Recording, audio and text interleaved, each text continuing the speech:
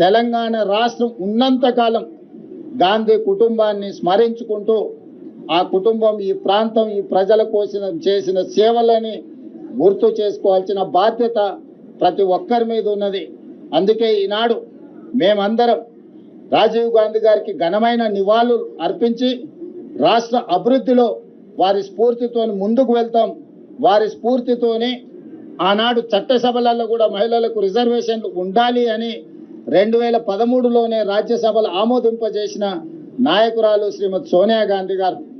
ఈనాడు రాజీవ్ గాంధీ గారి వర్ధంతి సందర్భంగా నరేంద్ర మోడీ గారిని మేము డిమాండ్ చేస్తున్నాము. రాజీవ్ గాంధీ స్ఫూర్తితో తక్షణమే శాసనసభలో లోక్సభలో మహిళా రిజర్వేషన్లని అమలు చేయడానికి అవసరమైన చట్ట సవరణ తక్షణమే తీసుకురావాలి. మీ చిత్తశుద్ధిని ప్రదర్శించాలి. మెలికలు పెట్టి తిరకాసు పెట్టి రాజకీయ ప్రయోజనాల కోసం మహిళా రిజర్వేషన్లను మీరు దుర్వినియోగం చేయకండి. 2023లో పార్లమెంటులో మీరు ప్రవేశపెట్టిన మహిళా రిజర్వేషన్లకు 100% అన్ని రాజకీయ పక్షాలు మద్దతు పలికినా అందులో కూడా మీరు మెలిక తిరకాసు పెట్టడంతో ఈనాడు మహిళా రిజర్వేషన్లను అమలు చేయాలంటే మళ్ళొక్కసారి రాజ్యాంగ సవరణ చేయాల్సిన పరిస్థితి వచ్చింది. అందుకే తక్షణమే ప్రత్యేక పార్లమెంటు సమావేశాలు ఏర్పాటు చేసి ఎలాంటి శశపిశలకు ఎలాంటి చర్చలకు తావు లేకుండా తక్షణమే 33% శాసనసభలలో లోక్సభలో మహిళా రిజర్వేషన్ల కోసం మీరు బిల్లు ప్రవేశపెట్టండి.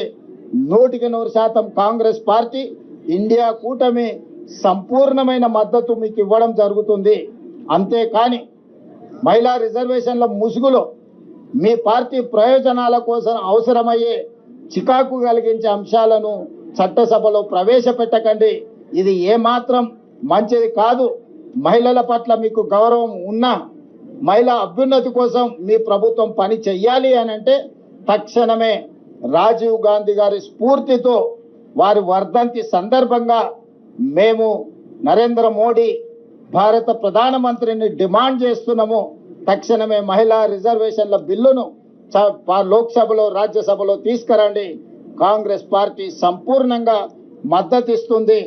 రాజీవ్ గాంధీ గారు ఇచ్చిన స్ఫూర్తి వారి చూపించిన దారే ఈ రాష్ట్రానికి దేశానికి రక్షణగా ఉంటుంది. అభివృద్ధి జరుగుతుంది.